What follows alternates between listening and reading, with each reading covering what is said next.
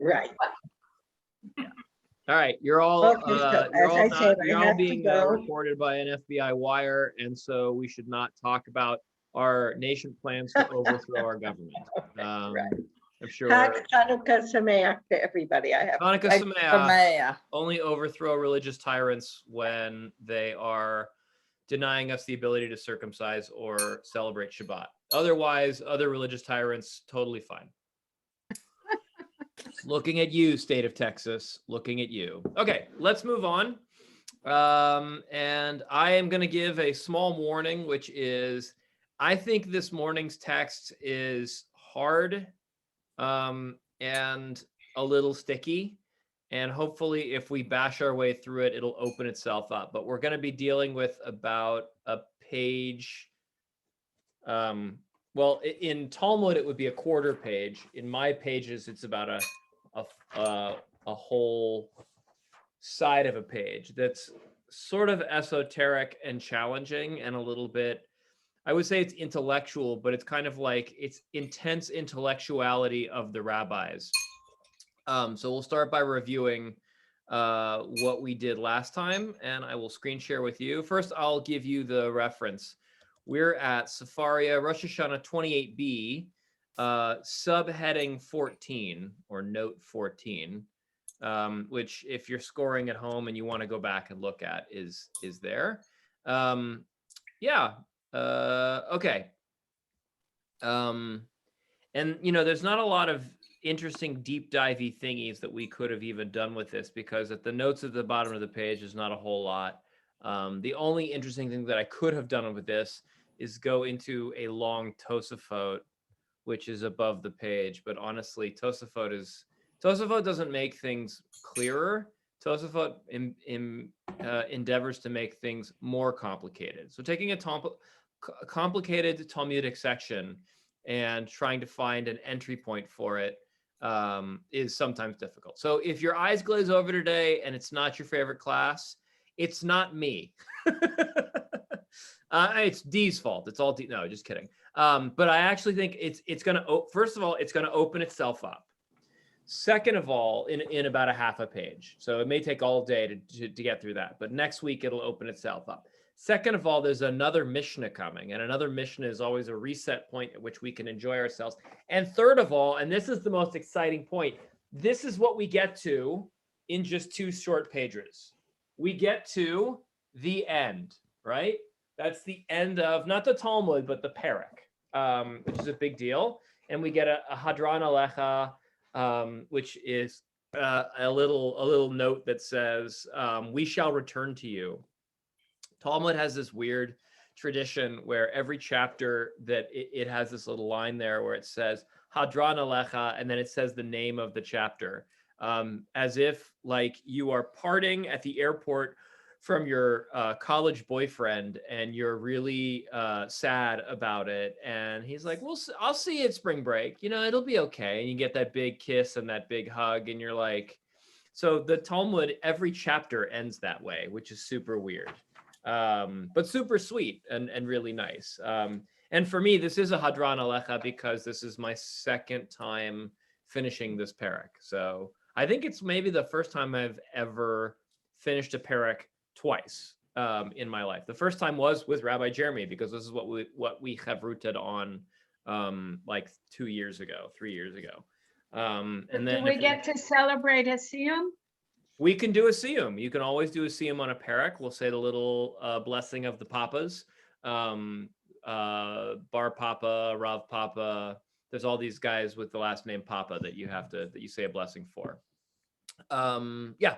But so anyways, we're not there yet, kids. We have to grind our way through this piece first. Okay, so let's get on the grind. Share screen.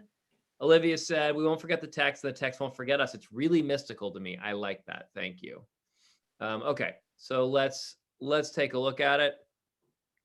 We are at note 14, like I said. And we were talking about the sprinklings. Now, the question is about the halacha, to remind you, of baal tosif and baal tigra. Baal tosif is a prohibition in the Torah in Deuteronomy, which says one may not add to the mitzvah, right? I can't make up additional mitzvot that don't already exist, or add ideas to the Torah that don't already exist. And then Baal tigra is one may not desist from or lessen. Now, the rabbis were very specific about this being more or less numerical in nature, right? I can't add a 9th day to Hanukkah, nor can I delete day 8 because it's inconvenient for me and make Hanukkah 7 days long. By the way, all of that is absurd because Hanukkah is a non-biblical holiday. It only exists in the book of Maccabees, which is found in the Apocrypha. It gets one Talmudic mention in Tractate Shabbat, which is about like, you know, a paragraph long, and then we're done with Hanukkah. So to that argument, Hanukkah is an exceedingly minor holiday. But you could also look at Baal tigra potentially. So this is, I guess, the place we'll start where it's kind of interesting. You could also ask the question about Baal tigra, as to say, are there mitzvot in the Torah that become inoperative and then we cancel them, right? Wouldn't that be Baal tigra? Wouldn't that be someone who is lessening from the commandments? So there are a number of places in which the Torah says to do something and the Talmud says, but we don't do that, okay? The big famous one that we've talked about multiple times in this class is Ben Sorer Umoreh, right? The stubborn and rebellious child who is, if they are found to be gluttonous and drunken based on the Talmud, you take them to the town gate and you have the elders judge them and they are stoned to death. However, the rabbis in the Talmud do an extreme unreading of the text and ultimately decide to delete it. Which is interesting because it's not Baal tigra, right? It's not, you would think they're lessening from they're taking a commandment out of the Torah and making us not do it. The rabbis of the Talmud would have said, no, we're just limiting it to extreme case in which it is theoretical only and does not exist in reality. The conservative movement a few years ago, when dealing with the question of homosexuality, had to kind of figure out which weapons in its halachic arsenal it should employ. One tshuva that was written effectively limited the verse in Leviticus that said, a man shall not lie with a man as with a woman. It is an abomination. They limited it to an extremely specific case. That's the way they got around that. So they didn't actually do Baal tigra. They didn't desist from a Torah law or reduce it. They just put fences around it, tightening it down to a specific case that was so rare that it was fairly irrelevant. There was a tshuva that was written by one rabbi that was what's called Oker Davar Min HaTorah. And so this is, again, back to our point. Oker Davar Min HaTorah means to uproot something from the Torah completely. It is a principle that exists in halachic literature, but I can't think of a place that it's ever employed. It literally is a place where you say, this is a thing that's on the books, but we do not do it, right? It is as close to taking a Sharpie to a Torah scroll as you're going to get. Oker Davar Min HaTorah. So a rabbi wrote a tshuva against homosexuality, against the prohibition against homosexuality. That was Oker Davar Min HaTorah. It didn't receive the minimum number of votes to go before the law committee. And so the law committee did not ultimately pass it. And I'm forgetting which rabbi that was, but I want to say it was Rabbi Fine. But anyways, so yeah, so that's I think an interesting point about Baal tigra and Baal tosif. All right, with that, go ahead, Elisheva, and then we'll get back to grinding through this actual. Didn't that also happen with the thing about bringing your rebellious son to be stoned? Didn't they decide that would never be done? Not only that it was never done, but that it would never be done. Yes, and they did not still employ the principle of Oker Davar Min HaTorah for that. They somehow decided that wasn't that. They were just reading it down into oblivion. So, because the final line of that long section says, if this is all true, that it never happened, then why is it here in the Torah? And the answer they give is, if you learn this, you earn the schar, the merit, as if you did the mitzvah, which is also the way we look at the sacrifices, right? We don't do any of the sacrifices anymore. We just read them in synagogue. And the rabbis told us, if you read the sacrifice in synagogue, Shnei Kvasim B'nei Shana Tmimim, right? Like we read on Shabbat, it is as if you brought the sacrifice at the temple. Now, I didn't get, messy and bloody, and I don't have to take a shower after all the incense and the, and the plucking of the chickens, like I would had I gone to the temple and slaughtered a chicken. All I have to say is Shnei Kevasim B'nei Shana Tmimim, and I'm Yotzi. But that's how they hold. So, all right, let's go. The funny thing is, the last thing I'll say is the Talmud says you can't be baal tosif and you can't be baal tigra, and then the Talmud also lays out 1,000 places where it limits the law or expands on the law, and it says, but we can do this. And if I were an Orthodox rabbi, I could expound for hours about the specific legal devices by which the rabbis declared that they were permitted to do this, but baal tosif and baal tigra are not. I am not, as you all know, kind of a scientist of Torah. I am more of a chef of Torah, right? I threw a little bit of this in and a little bit of that in. I taste the soup. I see how it smells. I see how it tastes. And I, if it comes out good, I say it makes sense. I think they are like kind of playing fast and loose with the rules, but also they wrote the rules. So they get to say, this is the limit by which we are allowed to do things. Anywhere past this is beyond the limit. So, all right, let's keep going. We're going to look at, this is what we said last week. This is where we finished. Umana temre ditnan hanitnin b'matana achat shenit arvu b'nitanin matana achat yinatnu matana achat matan arba b'matan arba yinatnu b'matan arba. I'll say this since we did it last week, and then Elisheva, you get the next reading. The Gemara comments, and from where do you say that if a mitzvah may be performed again, the whole day is considered? Oh, this is actually, is this the thing? Or did we go, did I skip ahead? I may have gone too far. No, that's right. No, I think we read that last week. Yeah, I was just trying to remember if that was exactly it or not. We learned in a Mishnah, now I've gone, no, this is right. We learned in a Mishnah, if the blood of sacrifices that require only one sprinkling, such as the firstborn offering, become mingled with the blood of other sacrifices that require only one sprinkling, the mixture of blood is sprinkled once. Similarly, if the blood of sacrifices that requires 4 sprinklings, such as burnt offerings, become mingled with the blood of other sacrifices that require 4 sprinklings, the mixture is sprinkled 4 times. So the part, Elisheva, that threw me is this thing, the whole day is considered as prescribed time. So the question is, like we said last week, you've got 2 offerings that are supposed to be brought to the altar, right? There's always a long line of priests that are going up to the altar. There's one that has to be an olah, and one is a chatat, right? And one of them is only one is a bechorim or a bechor, and one is an olah. And you bump into each other at the 2 priests bump into each other at the altar, and the bowl of blood of the one spills into the bowl of blood of the other. One of them is only supposed to be sprinkled once, and as we showed last week, there are specific corners to the altar that have to be struck, and a certain spot on the corner of the altar.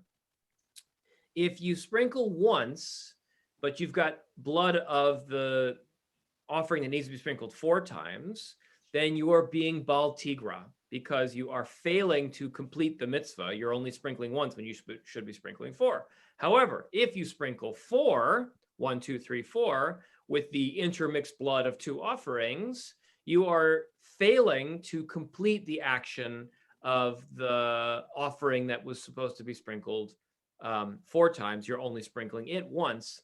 Sorry, I feel like I said that upside down. Baal tigra is you didn't do enough sprinkling. So that would be you were supposed to do 4, but you only did 1. And baal tosif is you did too many sprinklings, right? You were supposed to do 1 and you only sprinkled 4. And in the intermixed pot of blood, you kind of have to do both. And either one that you do invalidates the other one, right? So we talked last week about why you couldn't do 5, and that wouldn't solidify it. And you couldn't do 4 because 4 doesn't encompass 1 because you're really only supposed to do it once, right? Okay. The other thing, of course, about the 4 is the 4 has to be done at each one of the 4 corners of the altar. So you couldn't really accomplish that by doing it only on one corner. So that's where we left it off last week. All right, let's keep going. Elisheva, you're going to do the, and to warn you again, they're going to spend a fair amount of time kind of like trying to pull this apart and get into the logic of it. They're not going to, if you're looking forward to them kind of solving this and making it easier, you are not going to find satisfaction here. Matan arba b'matan achat, Rabbi Eliezer Omer, Yinatnu b'matan arba, Rabbi Yoshua Omer, Yinatnu b'matan achat. Go ahead, Elisheva. However, if the blood of an offering that requires 4 sprinklings became mingled with the blood of an offering that requires only 1 sprinkling, the Tanaim disagree. Rabbi Eliezer says the mixture of blood is sprinkled 4 times, and Rabbi Yehoshua says it is sprinkled once. Right. All right. So we covered this last week also. And they're gonna tease out their logic right here. So Elishev, I feel like you got off easy. So let's make you keep working. Amar lo Rabbi Eliezer, harehu over al baal tigra. Amar lo Rabbi Yoshua, harehu over al baal tosif. Rabbi Eliezer said to Rabbi Yehoshua, but if he sprinkles the blood only once, he thereby transgresses the prohibition, do not diminish, which renders it prohibited to take away any element in the performance of a mitzvah, as he has not sprinkled the blood of an offering requiring 4 sprinklings, that is, the burnt offering in the proper manner. Rabbi Yehoshua said to Rabbi Eliezer, but according to your position, that he must sprinkle the blood 4 times, he thereby transgresses the prohibition, do not add, which renders it prohibited to add elements to a mitzvah. That is, for example, an offering requiring 1 sprinkling, like the firstborn animal. Great. So unfortunately, I already explained this. So I think we probably all understand it. Noreen's like, not unfortunately, it's a good thing. Right. So yeah, very good. Okay. We're going to keep going, and Noreen, I'm going to have you read if it's okay by you. Okay. In your mellifluous Scottish accent, which I shall not confuse with the British accent ever again. We shall not raise up the names of the occupiers and the conquerors, but rather the rebellious and the independent. All right. Amar lo Rabbi Eliezer, lo ne'emar bal tosif ela kishehu ba'atzmo. Amar lo Rabbi Yoshua, lo ne'emar bal tigra ela kishehu ba'atzmo. Rabbi Eliezer said to Rabbi Yehoshua, the prohibition, do not add, is stated only in a case where the blood stands by itself, but not when it is part of a mixture. Rabbi Yehoshua said to Rabbi Eliezer, likewise, the prohibition, do not diminish, is stated only in a case where the blood stands by itself. Okay, so each rabbi is attempting to win their argument. By the way, quick important note, so this is all in Hebrew. And these 2 rabbis, as we mentioned before, they're 2 famous rabbis who are present in the story of the Tanur Shel Achnai. That makes them, I believe, 3rd generation Tanaim, making them fairly early Tanaim, which also makes their opinions fairly authoritative. It also means that Mishnaic rabbis are typically extremely clean in their logic and fairly simple. So very simply, Rabbi Eliezer's point so the objections of Baal Tigra being the violation, or Baal Tosif being a greater violation, when you intermix the blood of 2 things and trying to decide whether you would be best with an intermingled blood offering, whether you should do 4 or whether you should do 1. Each rabbi is going to stand by their own opinion and basically say, well, let's take the logic back to what would happen if the blood was not intermingled and it did stand by itself. And so they each defend their own positions, saying, well, I wouldn't be guilty of baal tosif if I took a blood offering that was only supposed to be sprinkled once and I sprinkled it 4 times, because I only mean that you should be sprinkling it 1 time when it's not intermingled, and therefore baal tosif would only apply if it were intermingled. And the other rabbi makes the exact argument in the other direction, which is to say, right, mine applies the same way, which is if I'm supposed to sprinkle the blood 4 times when it is singular, once it is intermixed, the rule of baal tigra no longer applies. And if I sprinkle 4, I have not transgressed by sprinkling too much by sprinkling either too little or too much. I know I made a hash out of saying that, but basically the logic that the rabbis are applying is to say, in not so many words, yes, I know that if the blood is intermingled, that I might be doing too much or doing too little, and that's why my rule only applies if the blood is not intermingled. Right? Otherwise, if there's an intermingling, it kind of cancels everything out. Okay. Any questions? I think you all got it. You probably got it better than I was able to say it, because there's so many variables going here that it's a little bit difficult for even me to keep straight. All right, we'll keep going. Let's see. Feel like we have lots of people with their screens off. No, we don't. Dee, do you want to read this chunk for me? We're on 18. I'll read the Hebrew, and you're going to read the English. Va'od amar Rabbi Yoshua, kishelo natna avarta al baal tigra, v'lo asita ma'aseh beyadecha, shenatata avarta al baal tosif, va'asita ma'aseh beyadecha. Rabbi Yehoshua said further, in defense of his position, when you do not sprinkle 4 times, even if you transgress the prohibition, you do not diminish, you do not perform the act with your own hand, since it's merely an omission, not an action. Whereas, when you sprinkle 4 times, you transgress the prohibition, do not add, with regard to one of the sacrifices, and you perform the act with your own hand. That is, your transgression, the Torah's command, by means of the positive act. If one is forced to deviate from the words of the Torah, it is preferable to do so with a passive manner. The Gemara concludes the citation from the Mishnah. Great. So on some level, so I'll come up with a Torah-based explanation of why this might make sense, right?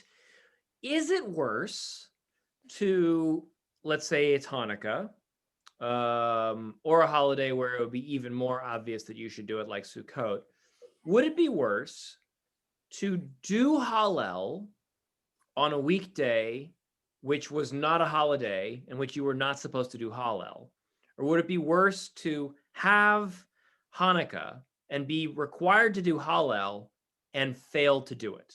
Which one would be worse? The rabbis are kind of saying. And the answer they come up with is it would be worse to do something when you are not supposed to do it, right? It is like kind of like unnecessary surgery in the Talmudic world.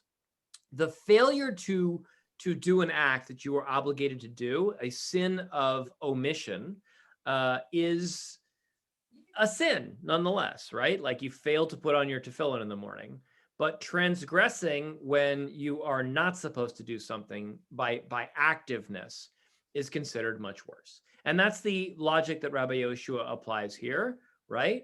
Which is the person who sprinkles is supposed to sprinkle 4 times, but only sprinkles once. Well, at least they sprinkled once, right?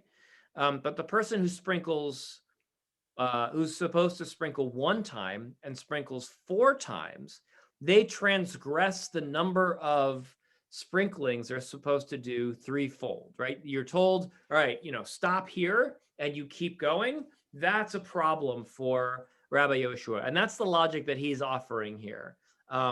Generally, by the way, Rabbi Yehoshua beats Rabbi Eliezer. So I think that might be kind of the winning argument. We're going to keep going, and they're going to kind of continue, but down a Talmudic, they're going to go, the Amoraim are going to kind of come up with this. Go ahead, Olivia.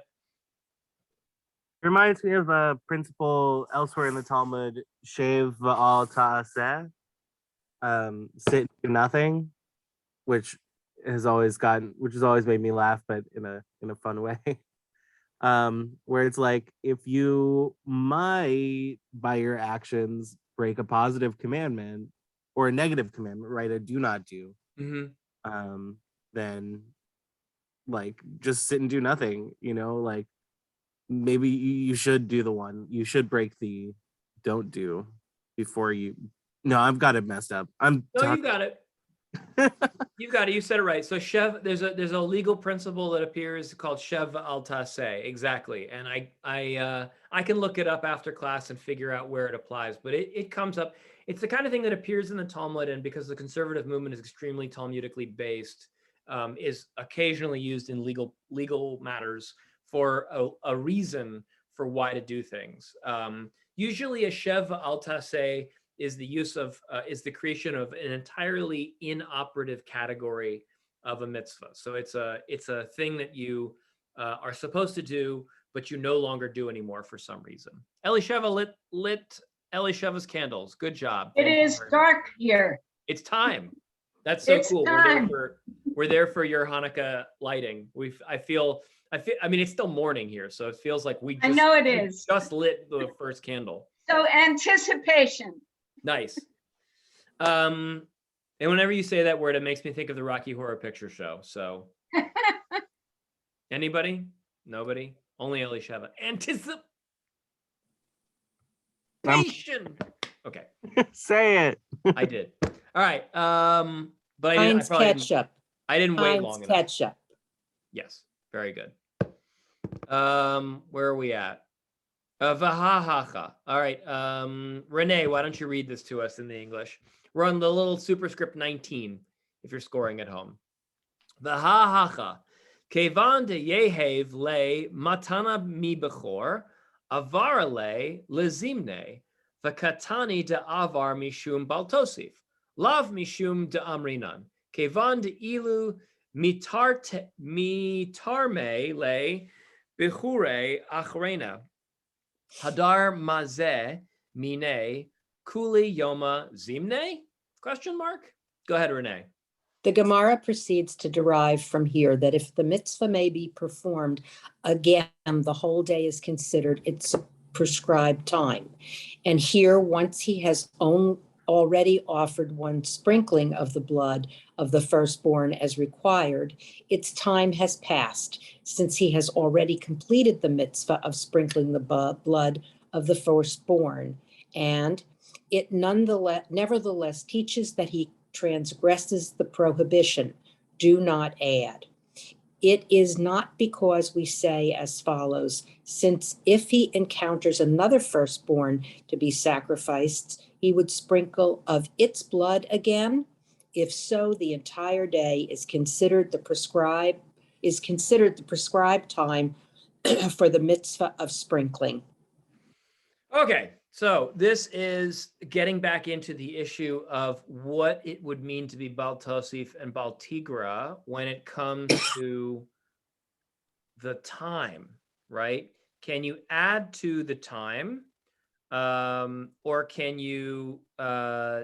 You can't really do baal tigra when it comes to the lessening, but can you transgress by doing a mitzvah after the time by saying, oh, it's okay, we're just going to kind of add to the time limit by which this mitzvah would have been permitted? This is this basic principle before of baal tosif that we were kind of talking about, by saying like, oh, what if I lit my 8th Hanukkah candle on the 9th day? Isn't that okay? Like, I didn't get around to it. It's the 25th hour, 25th and a half hour of the holiday. Can I score mitzvah points by just legally declaring like, oh, it's still Hanukkah, it's good enough, or I'll give myself some overtime to do Hanukkah. But he brings it back and brings it specifically back into the sprinkling. Is it not because we say, since if he encounters another firstborn to be sacrificed, he would sprinkle its blood again? If so, the entire day is considered the prescribed time for the mitzvah of sprinkling. So to that argument, what he's saying is, if you were supposed to sprinkle the blood for one animal, for an animal, and it was a 1 sprinkling, and it gets intermixed with a 4 sprinkling, and time goes on, and another priest gets into the line with another bowl of blood, and this is another offering that's supposed to be sprinkled just once, doesn't that reset the clock and allow us to sprinkle the blood from the animal that was only supposed to be sprinkled once, again, with this priest who has the blood of the animal that is sprinkled once? And that intermixing of the animal that had the obligation of being sprinkled 4 times is now kind of invalidated by a new priest that enters the line to sprinkle the blood on the altar. Which is, again, when I was warning you about how this gets down a rabbit hole, they're introducing possibilities for why baal tosif or why baal tigra may not apply in this case. I think the rabbis here these are Amoraic rabbis, these are later rabbis, are trying to find reasons by which both Rabbi Eliezer and Rabbi Yehoshua may be applicable, which is to say that you could do it either way, because at the end of the day, if they didn't try and harmonize the possibility, we're left with the reality that 2 Tannaitic rabbis who do not resolve their disagreement seem to be implying that one or the other of them is transgressing a mitzvah, right? And that idea is almost impossible for Amoraic rabbis, that the logic would dictate that only that one of these guys is right and one of these guys is wrong, and one of these guys violated halacha every single day of their lives and one of them didn't. This reminds me of a place, I think it's in either Sukkot or Eruvin. Rabbi Hillel and Rabbi Shammai are debating about sukkah, and they're debating about whether, I think it's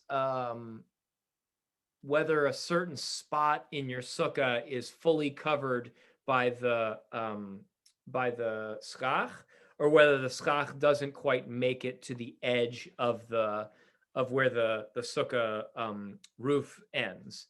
And Hillel says, if you've scooched your chair under some of the schach, you fulfilled the mitzvah. And Rabbi Shammai says, no, if you're half covered by schach and half covered not by schach, then the way Hillel says it, then not only are you not fulfilling the mitzvah of sukkah, Shammai's response in that moment is, a person who does this has never fulfilled the mitzvah of sukkah in their entire life, right? Which is a pretty wild thing to say. And the logic between Yoshua and Eliezer here is the same, which is that we're left with 2 guys who are basically saying, like, you either do it this way or that way. And if you don't do it and one of these guys is completely wrong. And again, the Amoraim seem really put off by this. All right, let's see, who else do we have up to read? Paula's gone off to make some coffee. Elisheva, your mic's on, so I'm going to come and bring. Oh, go ahead, Olivia. Go ahead and ask. Oh, I was just offering to read. Oh, great, Olivia. You'll do it. All right. We're on 20. I also wanted to point out yeah. that the mitzvah they're talking about is a mitzvah that neither of them would have ever had the opportunity to fulfill, and no one would have been able to fulfill for over 100 or so years. And I just think I think that's right. I'm trying to remember whether Eliezer and Yehoshua lived. I think you're right. I think they were late enough Tanaim that they lived from the year 100. I'd have to Google it, but they lived from like 100 to 120. I know that, I mean, the most easy rabbis to remember of this group are Rabbi Meir and Rabbi Akiva, who are contemporaries. And Akiva was specifically mentioned, of course, in the martyrology as one of the rabbis who's killed by the Romans in the Bar Kokhba revolt. And so therefore he never saw the temple standing. I don't know if Rabbi Yoshua and Rabbi Eliezer are older than them and may have actually seen it, but if they had, they would have seen it like as children. But I think you're right. I don't think they ever thought. But remember, Olivia, that the rabbis of this generation, they may not have seen the temple practice being offered, but I would say that all of the rabbis in the Tannaitic period between the destruction of the temple in 70 and the Bar Kokhba rebellion in 135, I think a lot of them thought that they were going to rebuild a third temple soon, and that like the refounding of the temple was. So they all very much believed, right? Like that. I mean, this is not, we celebrated or commemorated the fire at Beth Shalom a couple of weeks ago, which occurred in 1996. And I think when the building caught fire, everybody was like, yeah, so we'll rebuild it. It'll be okay, right? Yeah. I mean, Tree of Life is going through a similar thing right now, which is I don't think Tree of Life thinks that they're not going to ever go back to their building on Shady. I think they all think they're going back. It's 3 years now. So there are members of that congregation who, they had kids and in the last 3 years, and their children have never seen the inside of the sanctuary, right? So yeah. Okay. By the way, on a similar related note, for those of us who are grandparents or are parents or who know small children, I have met a significant number of children at this phase of the pandemic, I don't know if you have too, who are completely unaware of what life was like before masks and COVID. They assume that a fair amount of normal schooling takes place over Zoom. They assume some of them are not aware of public places like museums and restaurants because they've never been to one because they weren't vaccinated yet. So it's really interesting when you meet like 3 and 4 and 5-year-old children who literally have no memory of life before the pandemic. The temple is a little bit like that. It's a little bit trying to imagine what the temple would be like having never been there versus having an immediate belief that you're going to be rebuilding it versus having actually stood in it and remembering exactly how things went down. All right. Olivia, you were going to read. Mimai, Dilma Kasava Rabbi Yoshua, mitzvot over aleha afilu shalo bismanan. The Gemara rejects this argument. From where do you conclude that this is so? Perhaps Rabbi Yehoshua maintains that mitzvot can be transgressed by adding to them even outside of their prescribed times. Right. So where this source provides no proof. So the Talmud is trying to rationalize the above opinions of Rabbi Yoshua and Rabbi Eliezer based on a principle of the entire day being the prescribed time for the sprinkling. But then they reject that argument by concluding that Rabbi Yoshua might have allowed this by allowing that they could be transgressed even outside of their prescribed time. So if the idea is, well, maybe the whole time period is permitted, Rabbi Yoshua might have argued, no, maybe this is still a problem later on. So with my analogy of the another priest gets into the line with a bowl of blood, and that new priest with the bowl of blood that requires only one sprinkling resets the timeline on that intermixed bowl of blood with both the 1 and the 4 in it. The argument is effectively rejected by saying, actually, Rabbi Yoshua may have believed that the new priest that gets into the line doesn't reset the clock. And therefore, the sprinkling that other thing on the new priest's timeline doesn't affect things. It wouldn't change matters. Therefore, this source provides no proof. So this is, again, one of those, the rabbis are going down a rabbit hole and they're not necessarily making it easier on us. All right, Olivia, if you don't mind, I'm going to have you keep reading. This one's a slightly larger chunk.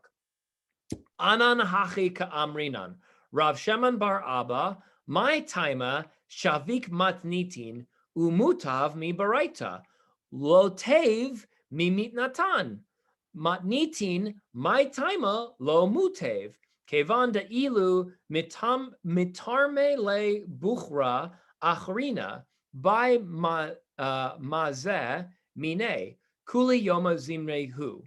Baraita nami kevan de I mitrame tzibura achrina hadar mevarech kuli yoma zimne. It's a mouthful. The Gemara explains, this is what we were saying when we cited this Mishnah. That's a very helpful recap that they're offering. What is the reason that Rav Shemen bar Abba set aside the Mishnah, which deals with the sprinkling of blood, and raised an objection from a Baraita? I thought it was the Baraita that was about the blood. I don't remember, but keep going. Okay. He should have raised an objection from the Mishnah, which is more generally accepted. What is the reason that he does not raise an objection from the Mishnah? Since he knows that it can be argued as follows. Because if he encounters another firstborn, he will be required to sprinkle its blood. Therefore, the entire day is considered the prescribed time of the mitzvah.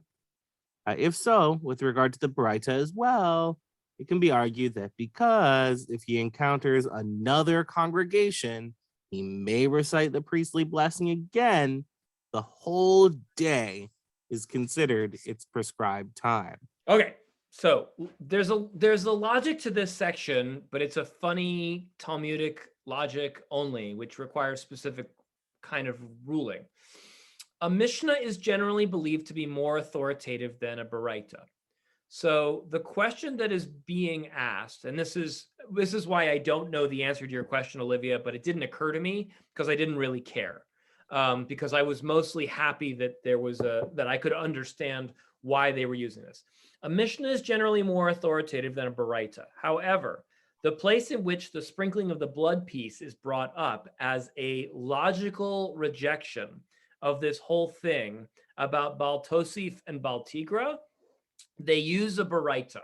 Why do they use a Baraita? The reason that is raised is because if he encounters another firstborn, he will be required to sprinkle its blood. Therefore, the entire day is considered the prescribed time of the mitzvah. The logic of the Baraita is more permissive than the logic of the Mishnah.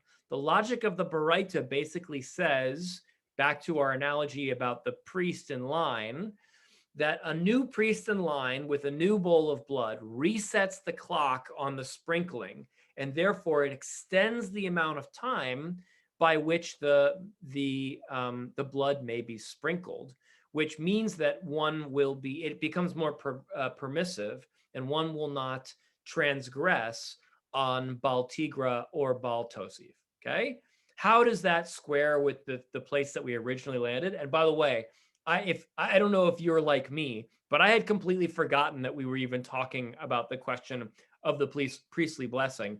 I thought the rabbis were now dealing specifically with all issues of baal tosif and baal tigra, but actually they're bringing it back. And surprisingly, they will bring it all the way back to shofar at some point. If you forgot that we're in Rosh Hashanah, they actually come all the way back. But they're basically making the point that this idea of the Baraita being more permissive and therefore resetting the clock and allowing for someone to sprinkle the blood of one later, even though the intermingled blood was there, you've got the priest in line, he resets the clock. That is analogous to the situation of the priestly blessing situation, where we're worried about the priestly blessing, right? Remember, this was my Yevarechecha Adonai v'yishmerecha, vayasem lecha, vayasem lecha shalom, and then the kohen then says at the end of the priestly blessing, "May the Lord bless and keep the Caesar far away, the czar far away from me," right? And the question is, was that baal tosif? Is it impermissible for the priest to add his own blessing? And the answer is, it's okay because he is still on the clock for being the priest, the kohen, because if he leaves synagogue on Rivlin Street and he goes to Yoel Solomon Street, And another congregation sees him and says, "Psst, hey, are you a kohen? We need someone to duchen." And they grab him in and he goes, "Yivarechecha." He's still in his, as the Hebrew here is, the Aramaic here says, Kuli Yoma Zimne, right? All the day is his time. He is still fulfilling his time. So he has not transgressed because he didn't do baal tosif. He just slipped some random words in between the two priestly blessings that he had to do. So this long paragraph, basically, the tortured logic is the whole day is considered a permissive period by which to say this. By the way, a similar idea exists in the way we practice today, which is, and I've seen this before. There's a question. So the Torah, the Talmud in Brachot deals with the question of what time should you say Shema Yisrael in the morning. And the answer is you should do it during the first quarter of the day, which usually roughly, let's say we always deal in halachic days with the ideal halachic day, which is that the sun rises at 6 a.m. and sets at 6 p.m. The ideal time to say Shema, according to the Talmud, is between 6 a.m. and 9 a.m. Okay. The question is then brought by the rabbis. What if you don't get up by 9 a.m. to say Shema? The answer is you are still permitted to say it by noon, right? It's still okay. So they don't say exactly there that the entire day is this prescribed time, but they definitely say it's probably okay. The same in reverse is brought in the inverse as the first Mishnah of Brachot, which is up till at what point may you begin to say the evening Shema, and when is it too late to say the evening Shema? And so what they come to is from 6 p.m. on a halachic day to midnight is the ideal time to say Shema. But if you got drunk at the bar and you fell asleep at 2 a.m. and it's 5:59 and the sun has not come up, are you permitted to say Shema and count it as the night before? And the rabbis disagree. One rabbi says, yes, it's okay. And another rabbi says, no, chatzot, midnight is the latest time period for Shema. So a same idea of this whole kind of like, it's not ideal, but setting an expanded time period for something is a fancy halachic move. All right, we're going to come back to it and keep going. I don't know, what's the time? Speaking of time, we still have 10 more minutes. I know it's a grindy piece. I warned you. I think it's a grindy piece. It's no different from many others we have read I think that it is had us in the same soup. I guess maybe you are all smarter than me. I find and I've said this before many, many months ago, I don't consider myself a halachicist or a Talmudist. Or at least not a natural one anyways. A number of I consider it like juggling, which is that you have to hold multiple logical principles in the air at the same time. I tap out at 4 or 5 balls, right? When we're talking about a logical principle that is based on a Talmudic idea that has its roots in a Torah-itic passage, which is being juxtaposed against a parallel Talmudic idea, that's 4 balls. And I can hang with that. Right now, we're on 7, I would say, right? We're on an Amoraic disagreement on a Tannaitic principle that's based on 3 different halachic rulings, which are being compared one to another, which originally goes back to a piece about shofar, and may be actually more related to the overall issue of whether mitzvot tzrichot kavanah, which you may have forgotten was also on the page. I forgot that was actually even a related idea. In a couple lines, in the next line, they're going to bring mitzvot tzrichot kavanah, mitzvahs require intention, back in. And so now we've got baal tosif and mitzvahs require obligation juxtaposed with 3 different halachic possibilities and 2 other things. My brain is all akimbo at this point. I don't know what's going on. So yeah, go ahead, Elishapa. I think I figured out a long time ago that the only way to survive this was to learn to tolerate confusion and hope that after some time, shorter or longer, or maybe really long, that there would be some resolution that would reduce the confusion. when I let go of the expectation that I would never be confused, I felt a lot better. That's very felicitous. When I did my DAF exam, so at the Ziegler School where I went to rabbinical school before, back in the old days, before Rabbi Jeremy went, we had to do a 60 DAF test. And the first 50 DAF, first 50 pages of Talmud was any 50 pages that we selected. And the final 10 pages was a written exam that we all did together. So they gave it to us in like October, and we had till December to learn these 10 pages with Rashi and Tosafot, and sometimes even the Shita Mekubetzet, which is one of the kind of legal decisors in the back of the book. And when I did my exam, it was a really difficult section. It was on Moed Katan. Well, it wasn't that difficult. It was on Moed Katan, which is it's technically about minor festivals, but really what it's about is it's a section that gets into the rules of when Shiva is suspended on Chol HaMoed due to holidays breaking in. So like, it's actually sort of useful for rabbis, which is like, if someone tells you that their parent passed away 3 days before Sukkot starts, 2 days before Sukkot starts, you have to know as a rabbi, when they get up from Shiva, do they sit back down again, or is Shiva done? So Shiva is usually a 7-day period, right?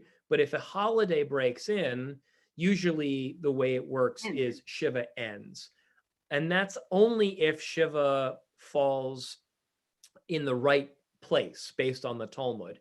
If the person dies the day before Sukkot, you bury the person before Sukkot, you celebrate Sukkot, you suspend Shiva, and then you sit back down for Shiva afterwards.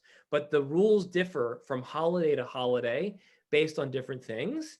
And it gets even more complicated than that. Anyways, long story short, I did my DAF exam and I did okay, but there were sections where I was like, I don't know what's going on. I'm just gonna write what I think is going on and hopefully they'll pass me. And Dr. Rabbi Gail Leibovitz said, you did okay, you can be a rabbi, but if you ever get to something this complicated again, ask for help. So yeah, that's why I do Chassidut mostly. Okay, anyways, let's keep going. V'rav Shemen bar Abba, Hatam lo sagi de la yehev, hacha I bai mevarech, I bai lo mevarech. Let's see. Why don't you go ahead, Elisheva? Okay. The Gemara asks, and what is the opinion of Rav Shemen bar Abba, who raised the objection from the Baraita? The Gemara explains, there it is not possible to refrain from sprinkling the blood of another firstborn that comes his way. So the entire day is certainly its prescribed time. But here, if he wishes, he may bless the other congregation.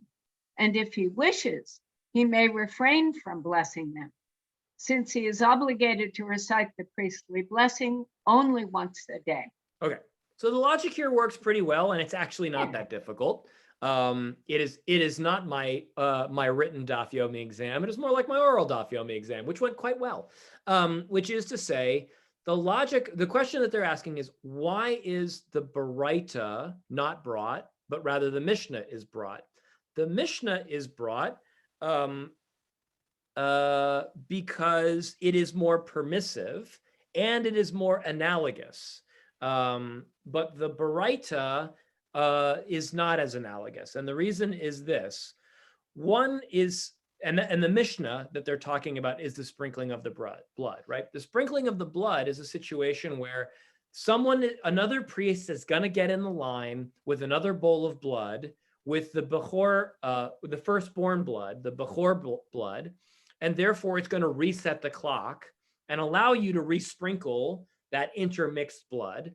And that is going to make the time permissiveness of this baal tosif, baal tigra argument a little bit more permissive. However, the other case that was brought of the priest, which is who may be guilty of baal tosif by saying, may the Lord bless and keep the czar far away from me at the end of his blessing, and that may be transgressive.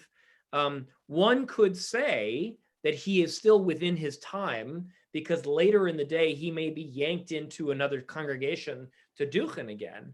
However, one could object to that because he doesn't have to do that, right?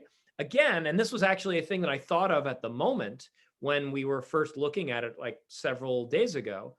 If the priest has duchened on Rivlin Street and is walking down Yoel Solomon, and the rabbi grabs him and says, hey, are you a priest? We need someone to duchen. He can say, no, I've already duchened and I'm late for work, right? So that is the objection that he could make. And that is the reason and that's from the Baraita. Sorry, that's from the Mishnah. And that Mishnah is more problematic than the Baraita, which is why they brought a Baraita as the objection instead of the Mishnah. See, I found my way out of it. Go ahead, Renee.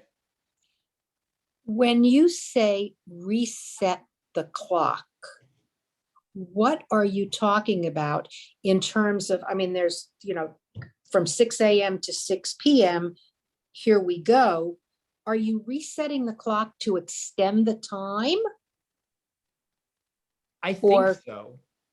I think so. It's a very weird case that so the question is, and I use the analogy, which unfortunately, when we talk about the procedure inside the temple, there's a certain degree to which there's lots of things I'm familiar with the way the temple works. There's other things where it's a little bit more arcane, which is my assumption is that priests are lining up at the edge of where the offerings are given, because there's a line by which Israel non-priests may not kind of pass, and they have to hand their offering to the priests. So they hand their offering to the priest goes to the altar, he dashes the blood against the altar with his finger, he puts the pieces of the altering that must be burned on the altar to burn, and then he takes the butchered pieces out to the side, gives them to you, and you are told by the priests, your sacrifice was given, you are forgiven of your sin, or you have offered the firstling of your flock, and you're chick-chock done, right? My assumption is that if the blood gets spilled from one bowl into another, and the two guys go, I don't know if we're allowed to sprinkle this anymore because we might get in trouble, and a priest gets into line behind them and says, don't worry, guys, I'm doing a Bechor offering myself, and so you who have to offer a sprinkling of the Bechor blood, you can stand next to me, and when I sprinkle it, the time resets. That's what I'm assuming, that the new priest getting into line kind of resets this thing. I guess the kind of parallel is when you're in line to get a hot dog at the Steelers game, and you look at the guy in front of you and you say, hey, listen, can you hold my place in line? I got to pee so badly. And you go and you run to the bathroom and you get back in. That guy can either say, I'm sorry, I'm not holding the line for you. You got out of line. Your time has expired, right? Versus saying, I'm going to hold your place in line. The time is reset, right? Your place is held. That's kind of that's my mediocre analogy. Hot dog. But you're not really not resetting time. You're resetting sequence. Maybe. That's an interesting observation. That's an interesting observation. And it actually asks a deeper question, which is, does the person who has the Bechor offering that's been intermixed with the Olah offering, do they literally have to wait for another Bechor offering priest to stand in line with them? Or do the rabbis get really permissive and say, listen, there's going to be 100 priests in line for 100 different offerings all day long. Offer whatever the hell you want all day long. There's definitely someone in line, right? The better analogy would be, hypothetically, Renee, that you have to stand next to someone in the Steelers line who's also getting a hot dog, right? My favorite comic on this note, and then we should probably maybe end for the day since we're 2 minutes over. My favorite comic on this line is, you know how there's the checkout line that says 12 items only? I forget where I saw this, but there was a woman in the line with like 16 items, and the checkout clerk says, I'm sorry, miss, you can't check out here with 16 items. This is the 12 items only line. And she's got 4 kids with her. And she says, fine, I'm going to give 4 items to each of my children. And then this is going to take 4 times as long. And the checkout guy goes, it's fine. We'll let it slide. So it's kind of a similar situation here where we're not entirely clear as to whether the sprinkling of blood has to be specifically sequenced with someone else who's ordering hot dogs at a Steelers game. Did I just mix 2 metaphors with 7 different halachic arguments? Yes, I did. All right. They do it all the time. You're fine. Yeah. All right. That's it for what we're going to do for Talmud today. We're on, just so I remember, we finished with line 22. How much forward progress we made? I think we left off last time with line 18, which is fine by me. But I do want to get through all of this at some point.